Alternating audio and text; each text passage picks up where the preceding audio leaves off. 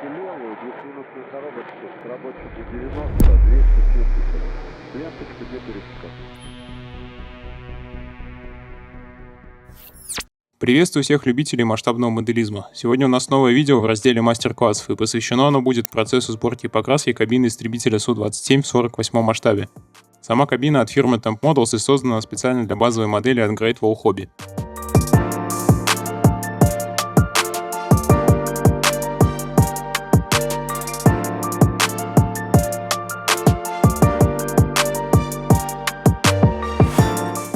Традиционно начинаем с обзора содержимого коробки. Внутри нас ожидает сама ванная кабины, приборные доски, боковые стенки, детализированный узел педали и ручки управления самолетом. Также в комплекте есть ИЛС, катапультное кресло, набор декалей и прозрачные стекла для ИЛС.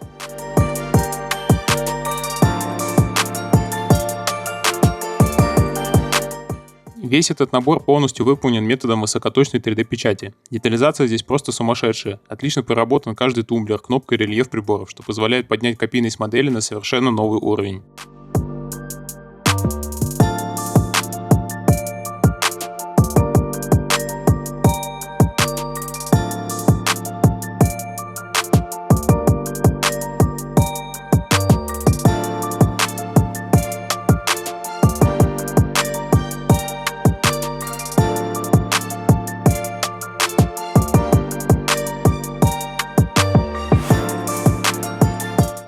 Входящая в комплект цветная инструкция позволит без проблем и лишних вопросов выполнить сборку этого дополнения, так как в ней четко и понятно указано расположение каждого элемента.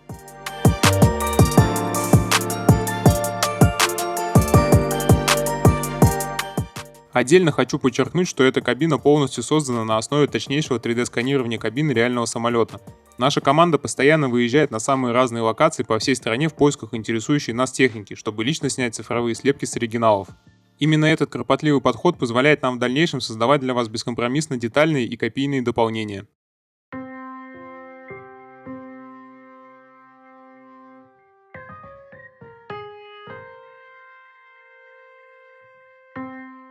Ну а я же начинаю сборку с отделения деталей от поддержек. Использую для этого ультразвуковой нож. Отмечу, что производитель расположил поддержки с умом, таким образом, чтобы максимально минимизировать последующую зачистку деталей после их отделения. В комплекте идут сразу два варианта приборных досок. Производитель предлагает на выбор сделать либо модификацию P, чистый перехватчик для ПВО, либо версию S, серийную машину, которая отличалась возможностью полноценной работы по наземным целям. Различия в приборных досках заключаются в левой верхней части, где располагается пульт управления вооружением. Именно этот блок кнопок и переключателей визуально выдает назначение конкретной модификации самолета. Для своего проекта я выбрал серийную модификацию S.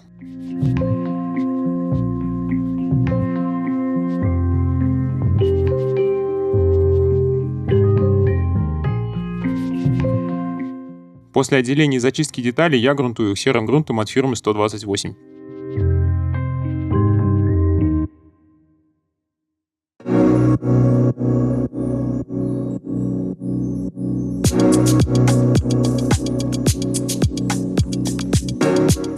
Покраску я начинаю с основного цвета кабины, для которого идеально подходит аутентичный оттенок от компании Akan. Он максимально точно передает тот самый специфический интерьерный цвет, характерный для кабин отечественных истребителей.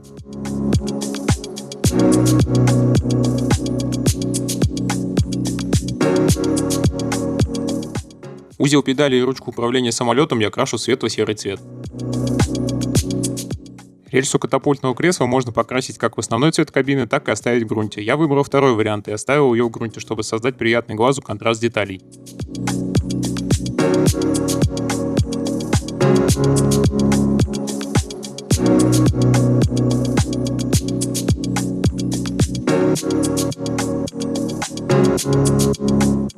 Козырек приборной доски я крашу в темно-серый цвет. Это позволит имитировать легкое выгорание на солнце и визуально отделит его от блока индикатора на лобовом стекле, который имеет глубокий черный глянцевый цвет.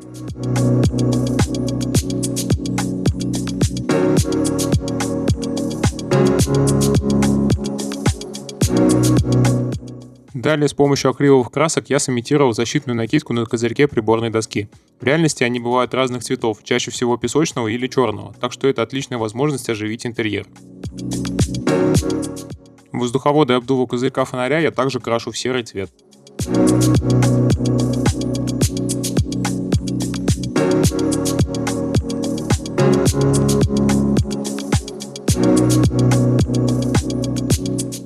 Далее с помощью акрила и кисти я поднимаю мелкую детализацию. Долго объяснять здесь нечего, просто смотрим на референс реального самолета, сверяем с моделью и аккуратно расписываем приборы и различную проводку.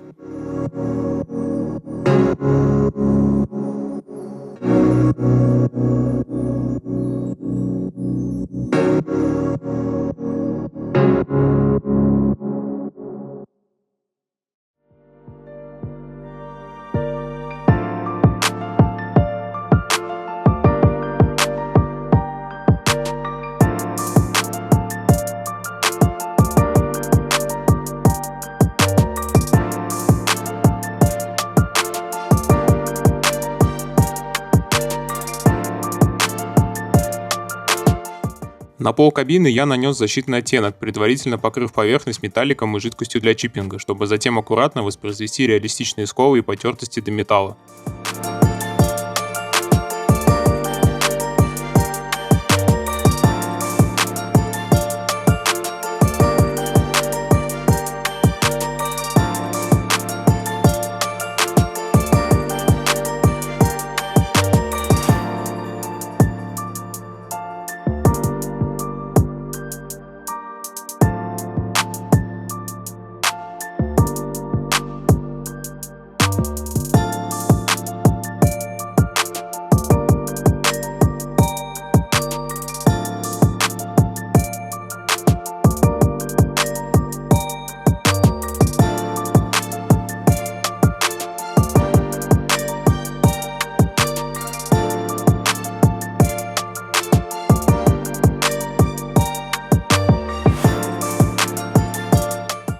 Ну и после всей покраски можно приступить к нанесению декалей. Стоит признать, что декали в данной работе заняли больше половины всего времени, но чего только не сделаешь ради отличного и максимально копийного результата на финише.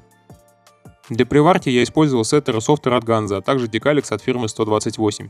Эти жидкости помогли идеально уложить элементы на сложный рельеф детали, чтобы они буквально вплавились в нее и не серебрились.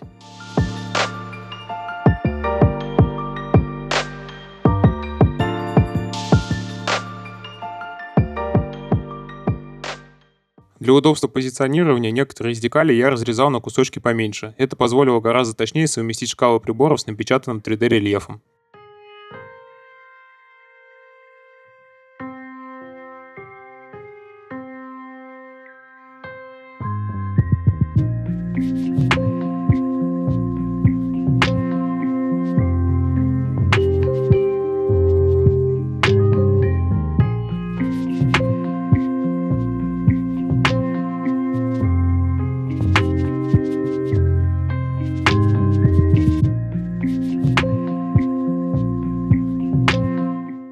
Далее я выполнил смывку, чтобы выгодно подчеркнуть глубокий рельеф деталей, выделить тумблеры и придать приборным панелям необходимый объем.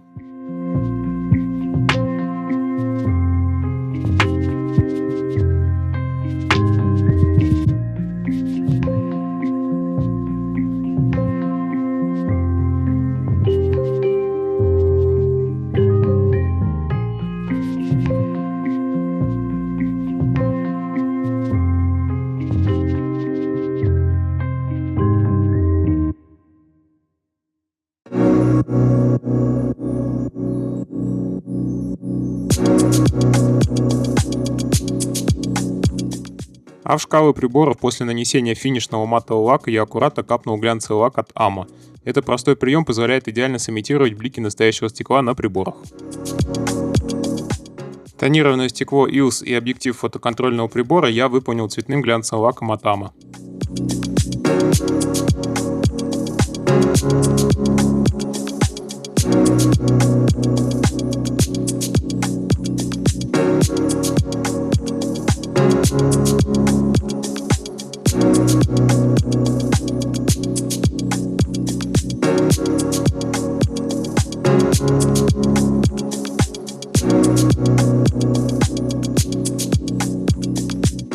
Ну и осталось кресло. По креслу К-36 на нашем канале уже есть отдельное подробное видео, поэтому сейчас мы просто посмотрим на этот увлекательный процесс, а ключевые моменты я вам обязательно подскажу.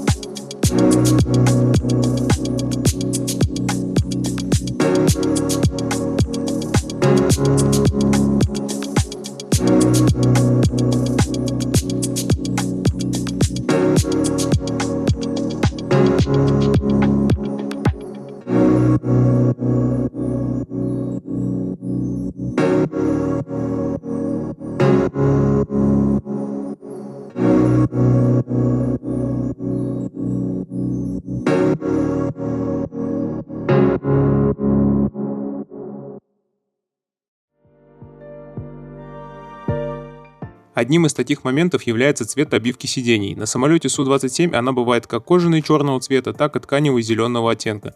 Подвесные системы тоже различаются, они бывают индивидуальными или встроенными. В свое время я сам летал на самолете Су-27 именно с индивидуальной подвесной системой и зеленой тканевой обивкой кресла. Так что здесь выбор остается полностью на усмотрение моделиста. Для этой модели я все же решил сделать черную кожаную обивку. Для исполнения этой черной кожаной обивки я буду использовать масляную краску. Да и вообще для покраски всей подвесной системы и тканевых элементов кресла я буду использовать масляные краски. Дело в том, что они дают очень тонкий слой, шикарно растушевываются и идеально помогают сделать плавные тени, высветления и эффекты выгорания на ткани.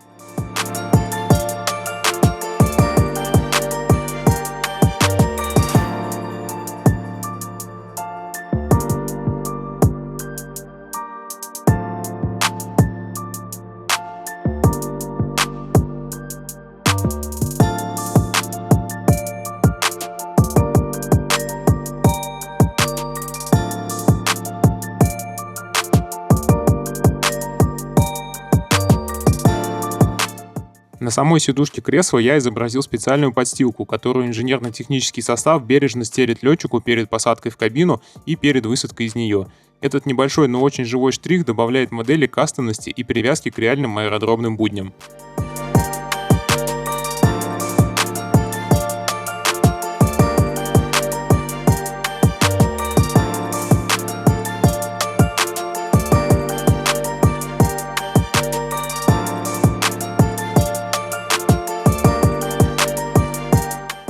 Кстати, декалей на кресло производитель тоже не пожалел. Их здесь так много, что по количеству технических надписей набор вполне может потягаться с полноценной моделью какого-нибудь самолета в 72-м масштабе. Каждая техничка на месте, что делает кресло К-36 полноценным самостоятельным шедевром.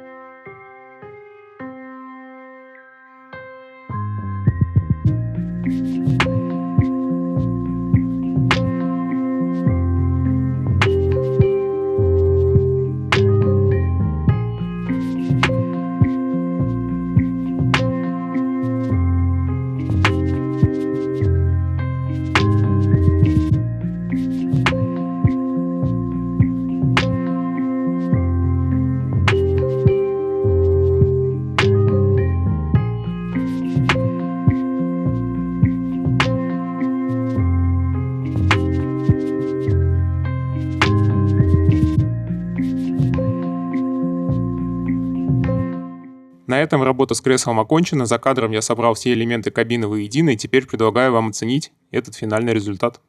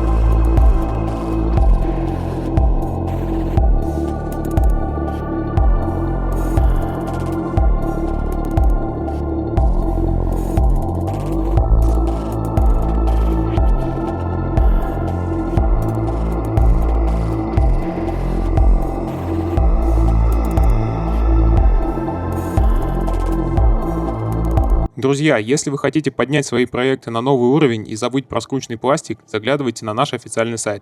Все представленные видео 3D-печатные новинки, включая эту безумную кабину на Су-27 и тонны других дополнений, уже доступны в каталоге. Мы без проблем отправляем заказы по всему миру. У нас стабильно работает международная доставка и настроена удобная оплата из любой страны. Переходите по ссылке, выбирайте топовый автормаркет и собирайте модели, которые по-настоящему удивляют. Огромное спасибо всем за просмотр, поддержите ролик лайком и подпиской, если мастер-класс был для вас полезен. До встречи в новых видео.